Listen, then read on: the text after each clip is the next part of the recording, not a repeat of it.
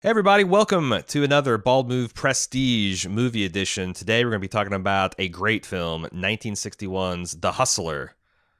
It was directed by Robert Rosen, written by Sidney Carroll and Robert Rosen. Oh, yeah, Robert Rosen. He's a director in this one, Mhm. starring the late great Paul Newman, Jackie Gleason, Piper Laurie, and not quite introducing, but I think this is only his third film role, George C. Scott. Yeah, you might know him from such So, things as Doctor Strangelove yep, and Doctor Patton. Strangelove. Okay, yeah, I haven't seen that.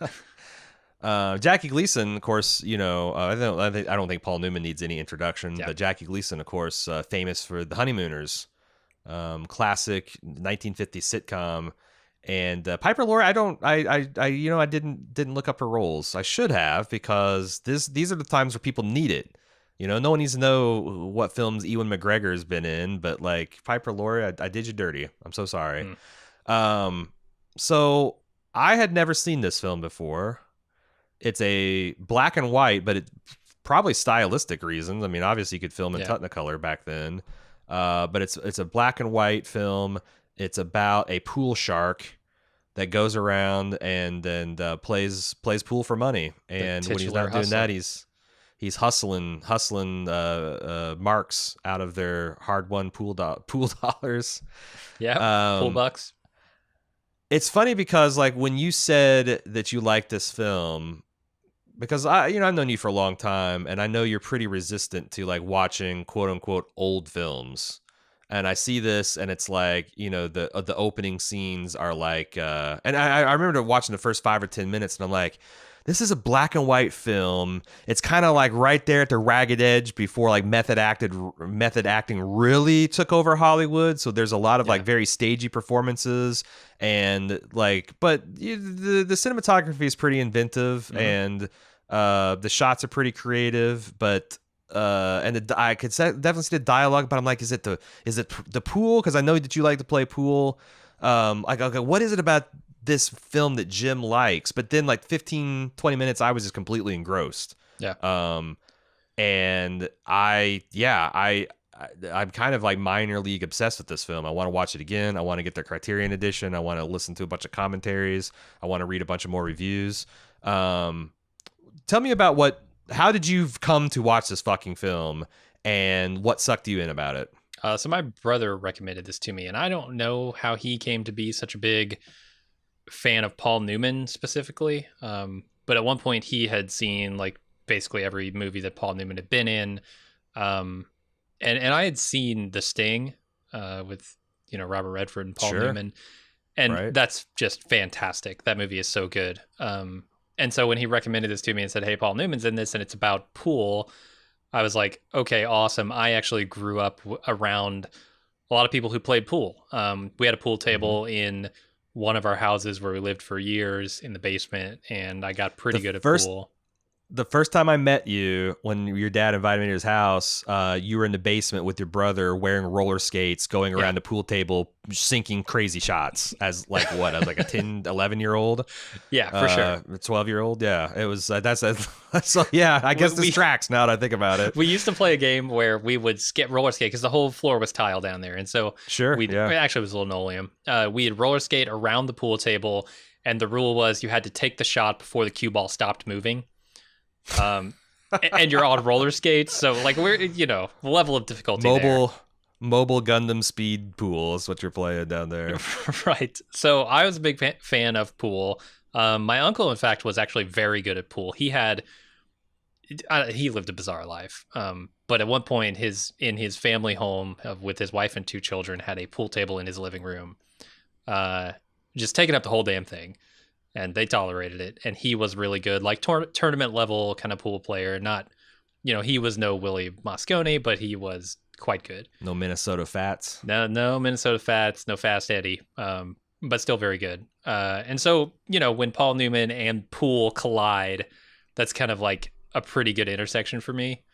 And so I watched it, and I just kind of fell in love with the world they created. And I don't know how like accurate the depiction of a pool player's life. Sure. Although the basic concept, the hustling aspect of a pool player, Right. I think is the thing that gives it more of a seedy sort of,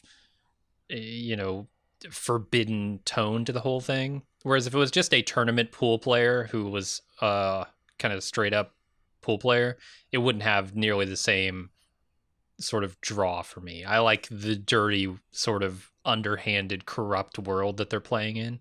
Sure. Yeah. And I think Uh, this movie was kind of a defining movie for the pool scene of that entire generation, and kind of oh, I can imagine. lingers to this day. I will say, it's the title of this stream that we're doing, but it's probably the greatest pool movie ever made, and that's part of what drew me to it, because there weren't a lot of pool movies that I could even think of.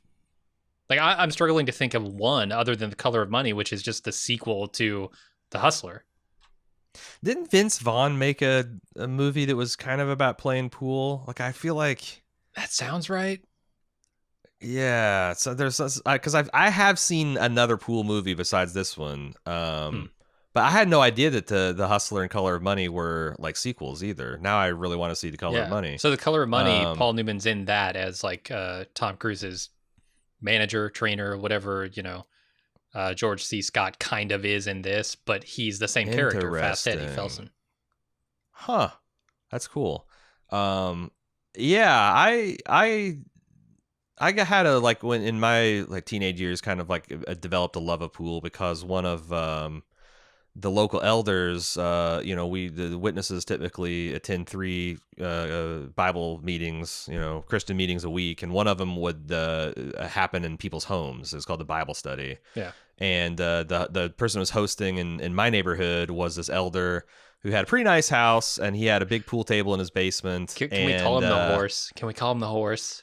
Because I feel like Yeah, every good pool elder. player needs a good nickname, like Fats or The horse. Fast Eddie. Yeah. Fast Larry the horse. And he intimated that he was a bit of a hustler because he's a bit of a ne'er-do-well in his youth. He converted late in life to the witness, and he had a lot of pictures of him, like, skin tight T-shirt, cigarette rolled up into his sleeve with a pool stick in his hand, and he could shoot straight pool, baby. And he taught he taught me the basics of the game because anybody want to stay afterwards for an hour or two and kind of hang out.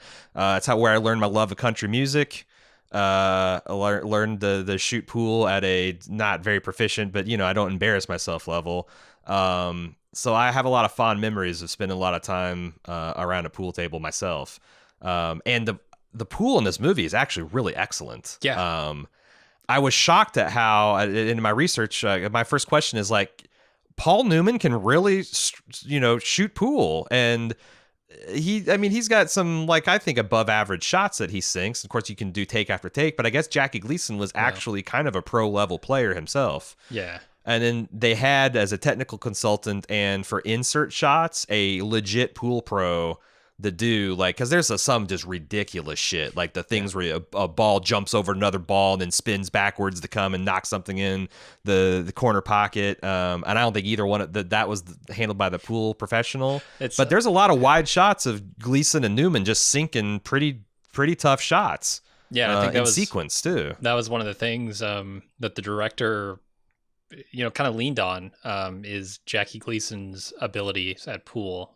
He gave him a lot of wide shots where you'd see the table and him and shooting that. The dirty secret about pool is that it's all angles. Yeah. And if you can hit a ball straight and you can hit a point on a rail that like the pool pro tells you to hit, your trick shot will work, So I feel like Paul Newman in a lot of those shots, because he actually hits a really excellent shot where he calls a one ball in a corner pocket and he just nails it. And it's in this group of this cluster of other balls. And it's a really, really hard shot. But I'm sure the pool pro was just like, looks at it, says, hit this spot right here.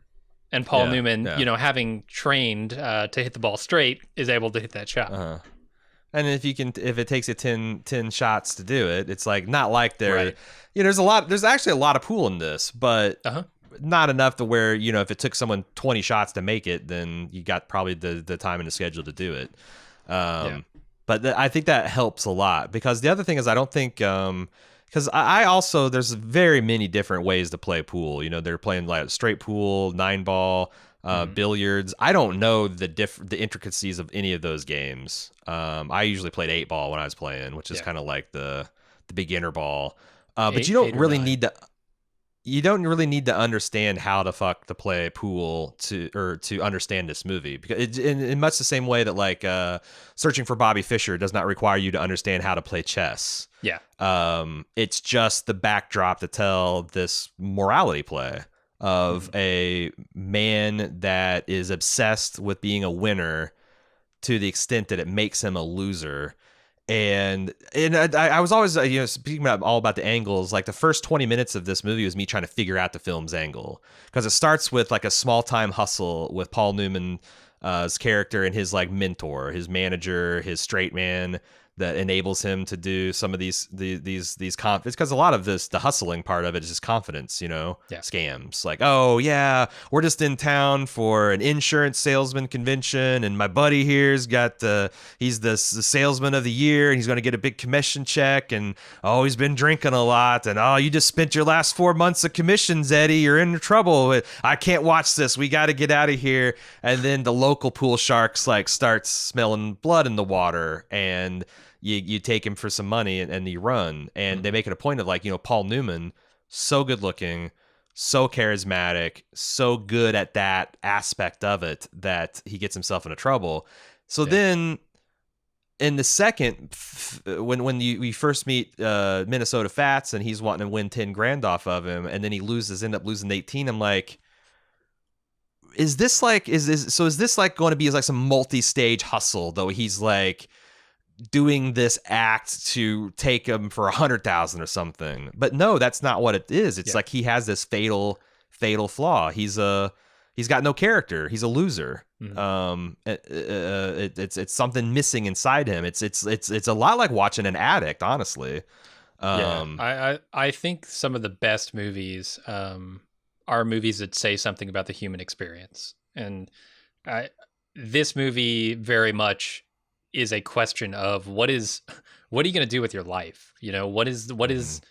What is it that makes somebody a winner versus a loser? Because there are a lot of characters in here who look like winners, who by the end of the film come out looking like losers. George C. Scott's character, Burt Gordon, is probably the prime example. You think he's a winner because he's very wealthy. He has, a keen understanding of humans and how to control and manipulate them. But by the end of the movie, you see that is so incredibly hollow, when it comes to the lessons that Paul Newman's character Fast Eddie learns over the course of the film. Yeah, and he blames it all on, character. Like that's what makes a winner or loser. But then you find out that he has, where it counts, zero character. He's completely Yeah, amoral.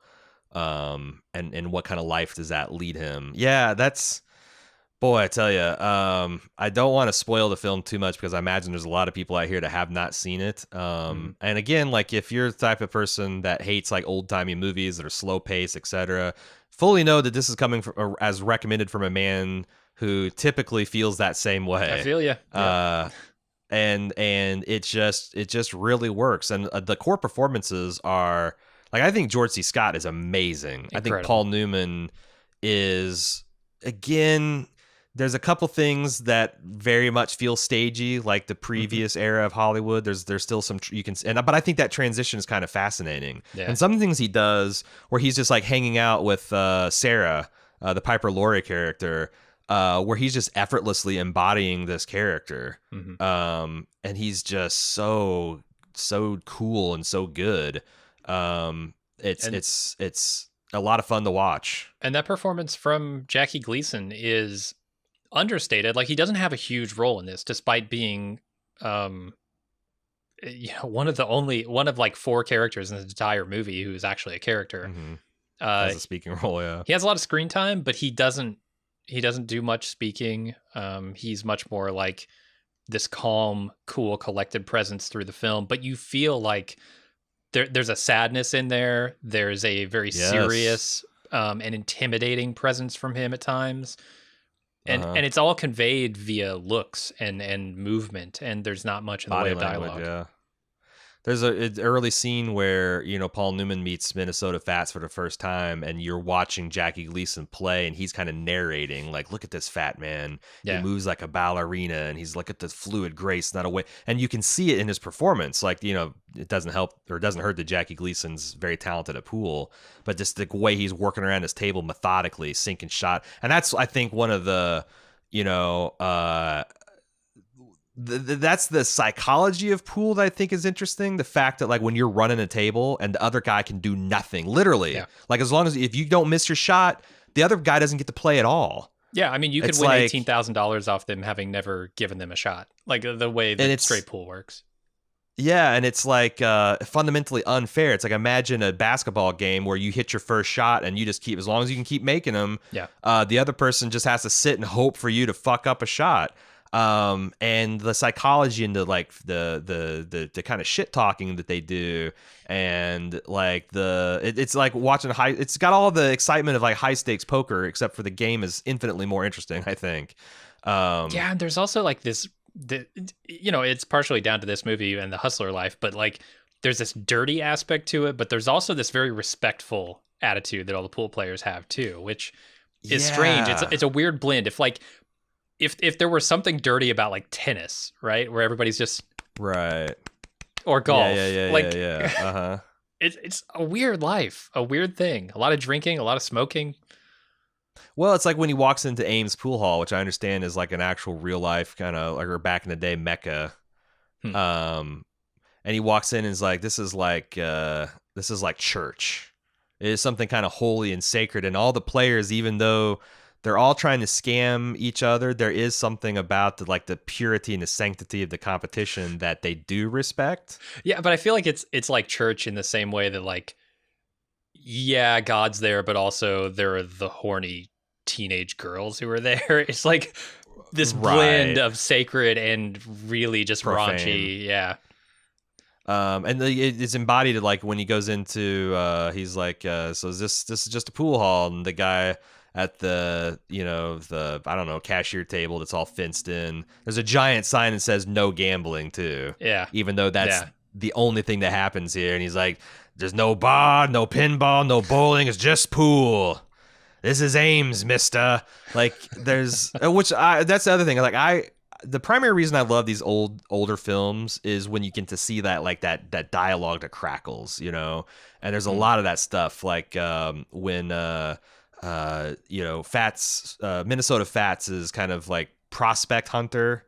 Maybe he's his manager or bankroller, like, is sizing up Paul Newman's Fast Eddie, and he's like, you want some free advice? And Paul Newman's manager comes back, oh, how much will it cost us? Yeah. Like, that's just a really, there's so many shots like that, like lines, like Piper Laurie's character Sarah is this crazy emancipated woman for the day, and she's got so many great lines, like it's like, I'm a college girl, I go to college on Tuesdays and Thursdays, and Paul Newman's like, what do you do the other days? I drink. No, their whole courting scenes are really just crisp, real crisp. Yes. But there's also, like, this is a human tragedy, because, like, the whole time, and that's the other thing, is like, yeah, I kept on trying to figure this film out, and at the halfway point I kind of gave up, but, like, it's like, oh, she's the hustler, she's emotionally hustling him. That's not true, but there's, like, everyone in this, what you understand is everyone in this film is a hustler of some sort, and someone's being hustled or is hustling someone else. But it's a tragedy because, when she begins a love affair with him and he's, like, very strong, and she pushes him away, he's like, no, you're too hungry. Mm-hmm. And then something like, Eddie, I forget exactly what she says. Oh, I got troubles, and I can tell you got troubles. We should really just kind of leave each other alone. Kind of like, I like you too much to involve you in my hustling. Mm-hmm. And but then they can't resist each other because they're also kind of weirdly perfect for each other. They perfectly understand. Yeah. Like, they're both living outside the margins of what society deems acceptable for them to be doing. If only they could play it straight long enough to understand that about each other, right? Yeah. Yeah, and there's a whole bunch of like just like I remember spoilers here. We're gonna start spoiling the shit out of it. Um, but like there's this the point where the movie really made me like at one point Paul Newman slaps her, Yeah. which was like a fucking moment, and then like when George C. Scott kind of worms his way into Paul Newman's character's life and just starts eating it from the inside out like a vial, like he drank a vial of acid, turning him against Sarah. Then Sarah, like it's and the movie kept going like even darker from where I was expecting it to go. Yeah.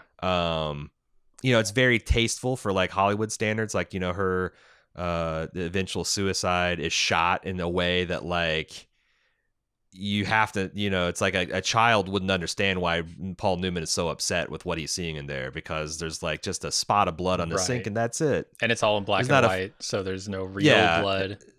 In 2020, the whole fucking bathroom floor would be red and it would be in vivid Technicolor and you'd have the full horror of it. But no, I love the way that scene is shot. I think it puts you really good in the moment with Paul Newman, because you're not sure what happened there until you see the aftermath.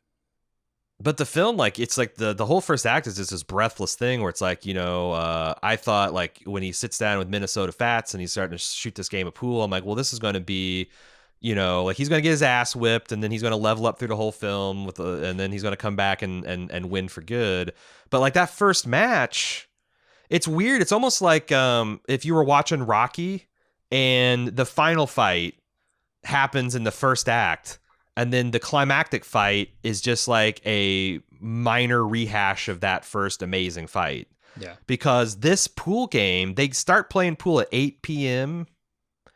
and they don't stop playing until 4 o'clock I think 4 o'clock the next afternoon. Yeah. It's this weird Lamaze kind of endurance pool. Mm-hmm.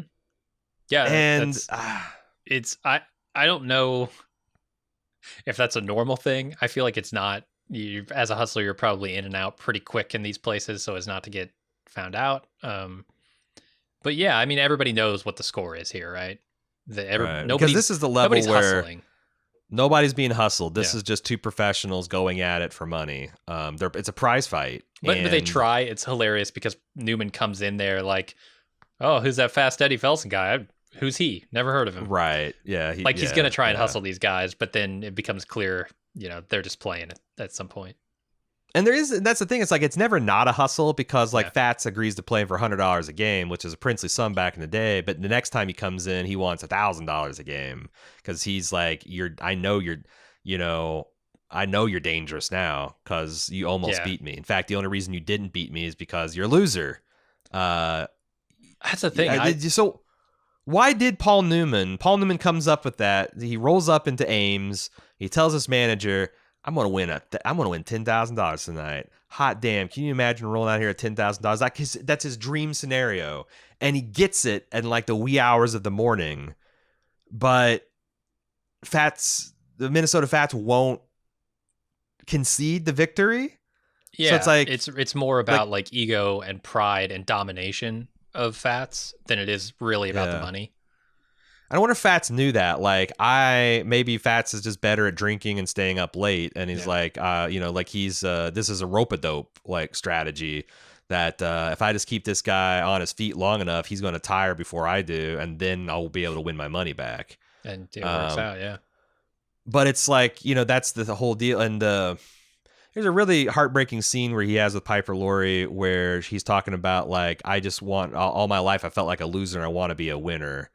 There's like I don't know, it's quintessentially thing that I think most people can identify, the idea of when you're in the zone and like you feel like you can't miss and like that's a high. Like, did you get a mastery of something, or you're at a level where it's like just everything feels like suddenly easy and you just want to chase that high. But like her saying that like you are, like Eddie, you are a winner and you're winning in a way that like most men can't even conceive of, but it wasn't enough. Like he rolls into Ames with a fantasy amount that he's going to win from this guy, gets it, and he loses it because somewhere during the night, winning that money wasn't the important thing. It's getting Fats to like roll over and say, you're the best. Yeah, that he's it's chasing. it's the same thing that that Bert is looking for, right? In that moment, he's as bad as Bert. Bert's looking Yeah. to simply. You can see over the course of the movie that once he gets Fast Eddie under his thumb, he wants to break him, Hmm. and he essentially wants to subjugate him and be superior. He gets off on the superiority of it, of the domination aspect, and that's kind of where Eddie was at the beginning of this movie, and by the end, he's come around and become a real winner by saying, "I don't need that anymore. That's not what defines me." So this is first game at 4 o'clock in the morning. They decide to up the ante to $1,000 a game, and they go out and they send out for drinks because there's no bar here. So they send Preacher out, and he goes to a 4 o'clock in the morning gambling marathon, poker marathon, and gets George C. Scott. What is George? I know what he becomes later. He becomes the dark shadow of Eddie's first mentor manager, who actually was a father figure to him. Mm-hmm. And he should have stuck with him throughout the movie. Yeah. Someone that genuinely cared for him. But what is George C. Scott in this film? Like, why did Preacher go get him? He's not Fats's money man? What is he? I had that same question. What is the relationship? And I gather that he is just a gambler. And he It's like has we this got fresh blood in town. Yeah, like he's got this relationship with Fats because Fats is the best, and he knows he can reliably bet on Fats because he's got character. But beyond that, I don't know. I'm not sure why they go get him in this moment. There's a couple questions I had like that because I think this film is, telling a story it's possible to watch Breakfast at Tiffany's and not realize that oh shit, who's the star of that? Aubrey Hepburn? No, not is it Aubrey Hepburn? I've never seen it. I don't know. It's but the female protagonist is a prostitute. And it's entirely possible to watch that film and not realize it. Think maybe she thinks she's a wealthy socialite or whatever, because the film is couched in, like, if you're watching it in contemporaneously, you know exactly what they're going for. Yeah. But me as a guy who's, watched movies gritty where, like, being a prostitute's not that big a deal, and it's just the thing. Like, like even Pretty Woman doesn't, like, that's probably the most tasteful I can think of in my generation, and it's still pretty clear that she's a working girl. Yeah. What is Sarah doing on Tuesdays and Thursdays? Because she's not going to college, I don't think. Does she have another man she's like, spends those days with? Or like, I know something that you're supposed to understand that she's got some other whole side hustle going on that's something along those lines, but I couldn't quite put my finger on what exactly the nature of it is, because I don't have the 1960s bullshit translator. Yeah, maybe that's it. The movie, I think, is intentionally vague. She never, she makes up stories about a lot of things, and I'm not sure I can separate the fact from the fiction. At some point, she says, "Look, it's my dad who sends me all this money, and he does it basically to just keep me out of his life because he never liked me." But she's in that story where she's coming clean. She also mentions that she's not really, like, that this is every time another man leaves her, or she outgrows it, she essentially comes up with another fiction to tell the net. So it's like, is she now like spinning the origin story of the new version of her persona? And I've only seen the movie once. Like, I was left with a lot of questions like that. Like, it's almost like if you'd seen a movie called The Hustler that was based on Sarah, and Paul Newman is just like, where you go make your money, Eddie? I go shoot some pool. Like, yeah, that's kind of true, but like, what? It doesn't tell the whole story of what their deal is. So yeah, I think that's definitely intentional. It's supposed to be muddy. It's supposed to be like she is maybe up to some game. She's maybe not. You don't really know as an audience. At least, I don't know as an audience. Maybe in 61, everybody knew. It was just unspoken. But yeah, I think like they're both hustling, and they're just trying to show the parallels there. There's a couple of things I also liked. Like, there's a scene of him where he like is pissed off. Well, he hasn't pissed off. He just walked out on his old manager, and he's trying to come up with another bankroll to get, Minnesota Fats back on the line. and he plays at this just like you can tell this neighborhood bar is like just the worst kind of like smoky filled shithole pool junky place. And I have a bar in my neighborhood called the Arena that's exactly like this. Like no vertical surfaces made out of the same constructed material. Like the Nice. floors and the ceilings don't meet at the same angles. There's a whole bunch of bizarre altitude changes the floor plan makes. So who the hell knows? But there's another thing. So that, and here's where like old Hollywood, the scene of them breaking his thumbs was so wildly done that I'm like, did they rape him with a pool stick? Like, what the hell happened? This is such a bizarre. So, like, until he showed up with the next scene with his hands in these enormous cast. Oh no! Before that, he had these like foam rubber hands, all kind of swollen and mangled. It's like, oh, look what they've done to my thumbs. Like, I had no idea. It's like they broke the man's thumbs. Holy shit! What they do to this guy? Yeah, broke his thumbs. Can't play pool with broken thumbs. No, it fucks up your arch too. Apparently, even after it heals. Yeah, gotta learn how to stroke all over again. For sure. But there again, it's like that's the same. They tell the story like 3 times in different ways. Like here's again, like this guy was winning, but winning wasn't enough. He had to let the other guy know how much he'd fucked him over. And that was his gift, right? Like Paul Newman's gift was he's good looking and charming, and he can play the like, oh gosh, I guess I just got lucky so well that people buy it, and he had them. And then he had to let them know, like, actually, you got beat by a professional pool shark, and then they broke. That's the thing. Like, I don't understand this lawless nature of the pool, like where you're just trying to win money, and a certain amount of lies and deception are okay, but like, what kind of world can exist if you beat the local pro bad? And if you beat the local pro, they break your thumbs. Yeah, like. You're pool sharking. I just a better pool shark. You're going to break my thumbs. Like, why would anyone come over there and play pool? no, it does seem shitty. It's like, and I think this is why this is one of the seedier joints. You know, like you go to Ames, that stuff is expected, and you're not going to get your thumbs broken unless you personally attack George C. Scott. Which, yeah, that's I thought that was the difference between like some place like Ames and these 2-bit things. But then again, at the end, George C. Scott threatens to break the guy, to break him all over again, because he didn't. Like, I don't know. But then I also wondered if that actually would have happened.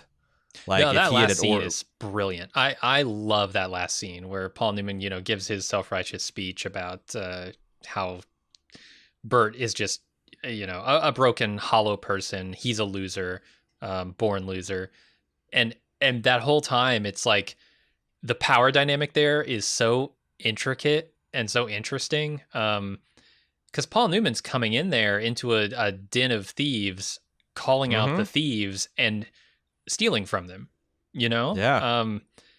And yet he somehow comes out of that you feel like he's almost invincible in that scene, just by the sheer righteousness of his cause, right?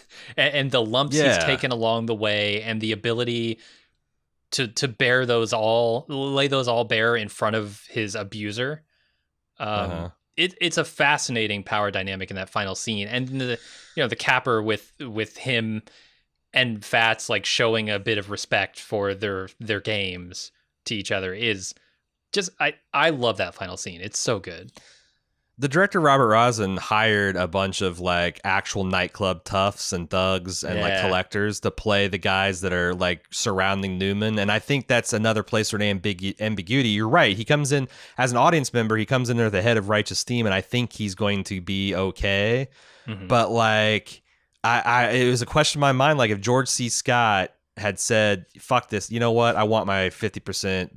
Break this guy's legs. Yeah. I wasn't sure if his moral weight would protect him, because I could tell that Fats wouldn't like it, but I don't think Fats would also like that, because there's a point where the camera points over to Fats, and you can tell that like he thinks this is unseemly, but also he's not going to open his mouth or get up or say anything, and he could have probably. And it's just a war of the wills between George C. Scott and Paul Newman. And like they're both kind of like It's like, hey, if your boys beat me up, they better kill me, because if they don't, I'm gonna come back and murder you.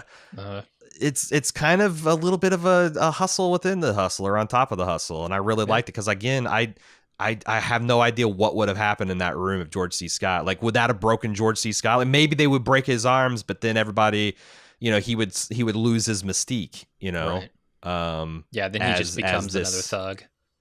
Exactly. He's no longer someone to respect, or you can trust him with your bankroll or whatever. He kind of breaks his whole game too. It's And in that scene, I get the impression, and I wish they had made this a little bit clearer, the relationship between Fats and Bert, because yeah. I'm a little confused in that scene as to what is going on in Fats' head. I wish I understood if this was like a sadness from a man who is under the thumb of Bert, and deeply understands both the danger and the despair that Fast Eddie is in that moment, or if this is a man who just simply wants to stay out of the situation that he sees developing, because he doesn't have a relationship, like a business relationship, or a sort of like oppressor oppressed relationship with this guy.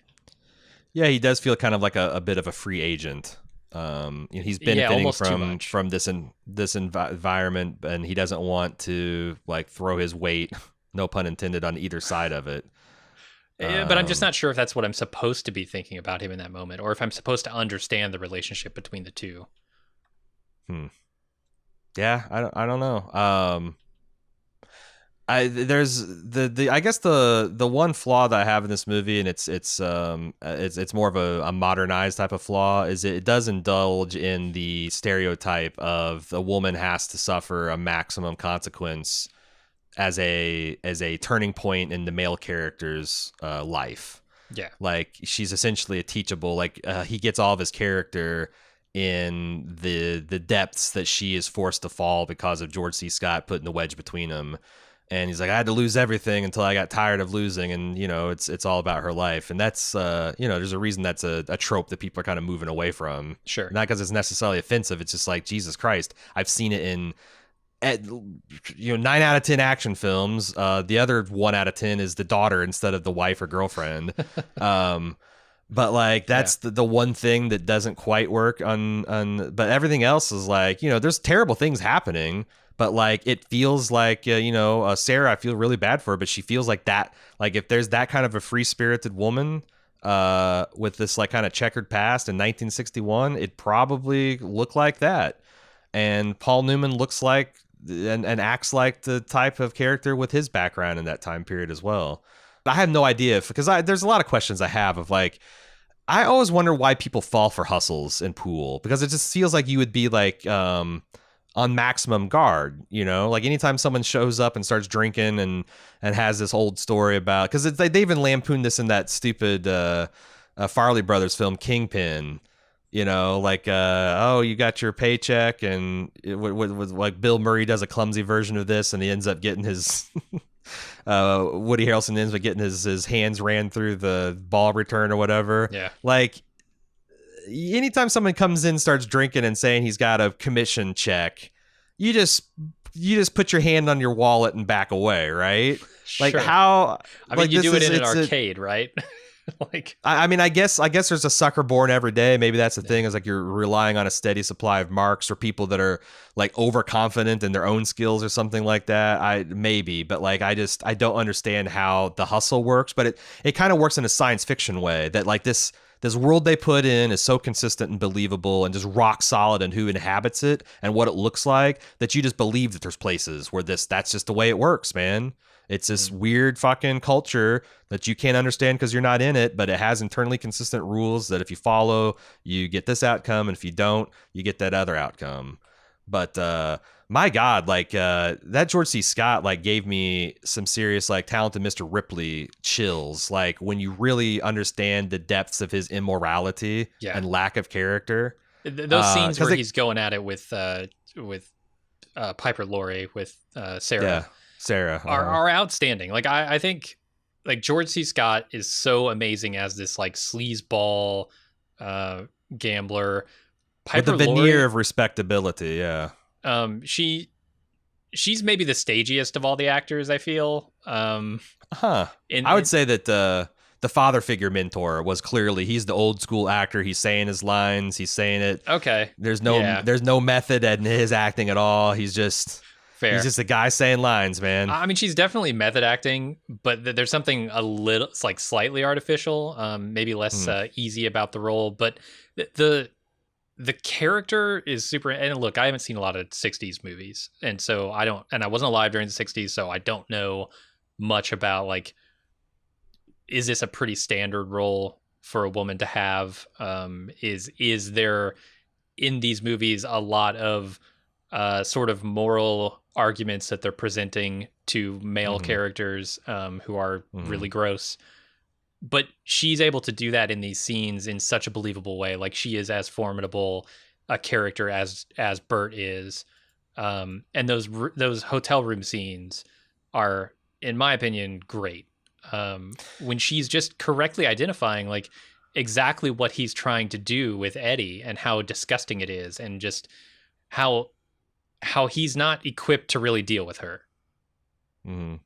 And she's tired of playing the game. She's found someone that she thought she could be herself around, and then turns out that, you know, she's not as important to him as she thought, or at least that's what the shakes out. It's funny because there's shades of like Joan's character from Mad Men in the performance, except for like, I think Joan just leaves. She doesn't kill herself in a motel bathroom after taking. I was because, you know, when she's doing the lipstick of like, I forget what it is. It's like damaged, perverted, twisted, something. Crippled, and I'm like, this is like a sick Instagram shot. right. But I thought she's just going to bounce like with George C. Scott's money and leave. But like, you know, and I feel like that's where the Mad Men thing, like Joan would have, you know, gotten up, taken the money, and then founded her fucking ad agency. That's how it would have gone. And if you told the story nowadays, but in this, like, once she loses her chance at like respectability or disrespected respectability, like I'm with a person that understands me and is on the same wavelength and can love me for who I am, she kills herself. Well, I thought she was so the finality of it, I thought, is what is important here, because if she just bounces, George C. Scott spins this and says, oh yeah, you know, she wasn't here when I got back, and that's true. She was never good for you anyway, she was clearly hustling you, look at this. Her killing herself in his bathroom, oh God, yes, just puts a stamp on this that says this man is bad for you. He's driven everything good out of your life, and this is it. Like, you can't look away from that now. There's something she's doing for the character of Fast Eddie in that moment, and you know, it's a trope, but whatever. And everything that leads up to that is paced so well. Like, I remember thinking, like, Paul Newman goes to the bellboy and is like, you know, where's the key to my room? And he's got like, you know, like giving him significant looks and stuff. I'm like, what the hell? Like, see, he's going to catch him in the act, like in bed, right? And then you get up there and you see some dudes in suits standing outside, and I'm like, oh. And then there's police officers. I'm like, and then they're interviewing George C. Scott, and like the energy, the negative, dark energy just keeps building. Yeah. You're right. They do get a lot of juice from that. And there's a reason this shit is a trope, because it works so well. Everyone wants to go there, you know? For sure. Like, fuck, you know, you want that kind of juice and that emotion in your movies. So,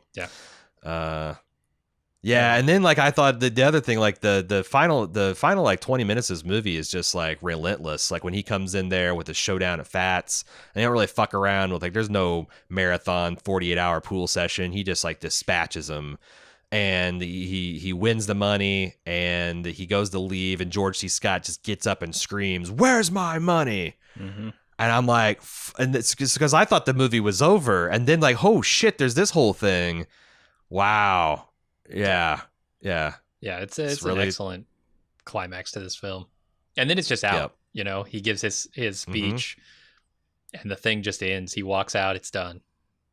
Yeah. And in the fashion of these old movies, there's no credits at the end. It's just movie's over. The end. I literally says the end. Well, because they do all the credits up front. That was the charm of doing it that way. You could just like you know, boom, the movie's done. And I feel like that worked for me in this, because it got me in the hustler mindset. You know, like it's showing all these shots of these really nice pool shots. It's showing the atmosphere around the city, and the drinking and the smoking and everything that comes with that It's life. weird though, because I was reading Ebert's. He didn't have a contemporaneous review of this movie, obviously, because it's old. But he had a great movie review, and he said that this is the reverse structure of most American kind of like hypermasculine films, and that the hero overcomes not by winning, but by giving in. I don't know that I agree with that assessment. In what way? Like, if he just if he'd have just gone to Ames and called out George C. Scott and walked out without winning the game and the money and all that stuff, and just been like, you know what, fuck you, and broke his stick and threw it in the corner and just walked out. But it's a hero. It's a hero's arc. He won the thing that he wanted to do at great cost and sacrifice, and he grew up and wised up, and got tired of, like you said, losing. But like, he didn't give in. I thought that was wild. I didn't agree with his take at all. Yeah, I'm struggling to figure out what he means by that. Yeah, like maybe emotionally or in some kind of Zen Buddhist way. I thought. Also, I thought that this is a great film, so I'm like, oh wow, Robert Rosen. I've never heard of him. I've heard of All the King's Men, and that like was a monster at the Oscars back in the '50s. And he's got, and I went to look at all the films. Like, I figured I'd see a bunch of films of his that he had made. This guy was a member of the American Communist Party and was blacklisted from Hollywood throughout almost the entire '50s. There's this huge hole in his career where he didn't make any film, and then he made this film. As you mentioned in the pre-podcast, it got its ass kicked at the Oscars. It got nominated for almost everything. Yeah, got its ass kicked by West Side Story. Fair enough. And then loved West Side Story. He made one more film, and was so disillusioned by the process of that he gave up filmmaking forever and never went behind the camera again. Wow. And I'm like, God damn, a tragedy. It's like Muhammad Ali. Yeah. The U.S. government put him in prison for the prime of his fucking career, for the temerity of saying that the war in Vietnam is immoral. Like I said, I just thought, God damn, that what a tragic backstory to this already bleak tragic backstory. That this was essentially his final film that was anything, and who knows how many more films he had in him had he not gotten blacklisted. And also, it wasn't for necessarily his involvement in the Communist Party, but like when he refused to give up names, and when they called him up in all the Red Scare hearings, he just pled the fifth as his right as an American citizen, and they ran him out of town for it. It's fucking crazy. So yeah, that sucks. I will say, I do want to see All the King's Men, because I've never seen it, and I hear it's amazing. I haven't either. I haven't seen many movies from this era, but I was impressed by the cinematography in this, and it did win the Oscar for that. There were two Oscars that it won. One was for cinematography, one was for art direction, both black and white versions of that. And I take that to mean that they also had the color versions of those awards, which seems strange to me, but okay. But yeah, that's at this kind of transitional period in Hollywood. I wonder if it's kind of like silent versus talkie. Like, did you have separate awards for that, or kind of like now it's like they have animated versus best and foreign, and that's starting to become as things are more and more global, and as like animated films are more and more adult. Like, yeah, they have changed the awards that they give out from time to time over the years. Have to. But yeah, I just recall seeing a lot of shots that were really cool. Like one of the screenshot that I'm going to be using for this podcast is a low shot at the end of the table with both Jackie Gleason and Paul Newman looking down at taking their lagging shots to see who goes first. Very cool shot, very artfully done at a time when now that shot is just like commonplace and it's run of the mill, but back then I imagine it was something special. Well, they used that language. I read an essay about this film, and I want to go back and rewatch to see how much I pick out the second time. Kind of like when I first saw Parasite, the movie, and I'm like, man, this is an amazing film. And then I read a visual thing that showed like all the different like vertical and horizontal like planes and lines that are crossed in the film, like junction, like corners of a windows and like lines in the street, and where characters cross lines. I'm like, oh my god, this is like on visual storytelling on a whole other level. I guess the cinematographer deliberately framed like shots where like Robert Newman is shot from like above. Mm-hmm. And where you're looking down on him when he's in a morally low position, and then he's shot down low looking up at him when he's in a morally like a upwards trajectory. And then there's like they use that like altitude of the film when they're shooting those pool scenes to suggest where he's at. And I'm like, I don't know if that even like I don't know if that works on a subconscious level. I kind of feel like it does, but it's almost like it doesn't have to be. It's like one of those things. I think that's that's stuff you pick up as you appreciate film more and more. Like it's got like learning English, you know, you can baby talk at the beginning and you can, you know, say, you know, I want cookie or me thirsty or me sleepy. And then you can form more and more complex ideas and understand more and more complex ideas. And it's stuff like that. It's like, I don't know if it works on a subconscious level. Maybe it does, maybe it doesn't, the spatial stuff, but it's another thing. It's another way to appreciate the storytelling and the detail and the artistry. That's what it is, artistry. Yeah. Like the composition, shots, that has nothing to do with the plot. It's just the artistry of it. And a lot of these old films, you know, especially since those techniques weren't like in a book that you could just study. Right. It's just like someone coming up, like, what can I do to underline what the director and the writer is trying to do here? Oh, I know. I'll change the altitude of the shot or whatever. Like, that's the thing I think is really rewarding about seeing some of these old ass movies is like, what are the techniques that every film does nowadays, but were like visionary at the time, right? You know. Yeah. So, anything else to say about The Hustler? Have we hustled it out? I did want to put some perspective on the sums of money, the stakes that they're playing for here, because you mentioned in passing that $10 would be a fair bit of money nowadays. It's something on the order of about $86, and when you extrapolate to the games that they play later, and I like how the stakes are raised throughout the film, both, you know, sure, emotionally and monetarily.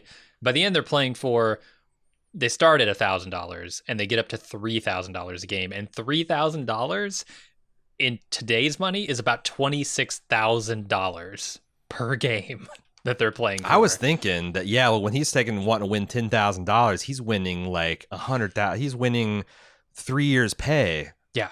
Back in the day, like in a single night, and yet he still feels like a loser. Right. Yeah, it's a huge amount of money. The stakes are enormously high. Yeah, I was surprised by that. They do play a lot about like these cycles of addiction and need and being empty, and they do a lot of interesting things because like her, Paul Newman and Piper Laurie are in kind of like a locked in dance that like at some points, like some of them are. They're healthy at some times and the other person's not, and then one of them will do something to sabotage a good time that the other is having. Some of them get in their feelings when they don't need to. I'm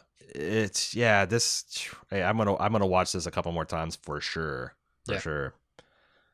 Cecily came in like halfway through the movie when like a particularly good Sarah versus Fast Eddie scene, and she's like, oh my god, I want to, because like, yeah, this. It's a really great role for a woman back in the day, I'd imagine. I think so, yeah. All right, well, that'll do it for The Hustlers. Next week's movie is going to be a 180-degree departure from this one. Scott Pilgrim versus the World. Yeah. Very colorful, very profane, but also has a lot of themes about self-discovery and finding out who you are and being happy with it. So maybe it's a little bit more in common with The Hustler than I imagine. And, you know, I guess The Hustler was very seedy and kind of, you know, grimy and unsavory if you could decode the parlance of the day. So yeah, we're going to be doing Scott Pilgrim's the 10th year anniversary. I love this film. It was tragically unappreciated at the box office in its day, and I still don't think people give it its due. Mm-hmm. It's Edgar Wright. Edgar Wright. Yep. Yeah. Not in this Coronado trilogy. It's like one of his off, but like it's a really, really good film that I immediately loved, and just no one went out to see it. I don't understand why. We're going to be giving it a little bit of love on its 10th anniversary. That sounds like a good idea or good time to you. Check it out and join us for the conversation next week. Until then, I'm Aaron. And I'm Jim. See ya.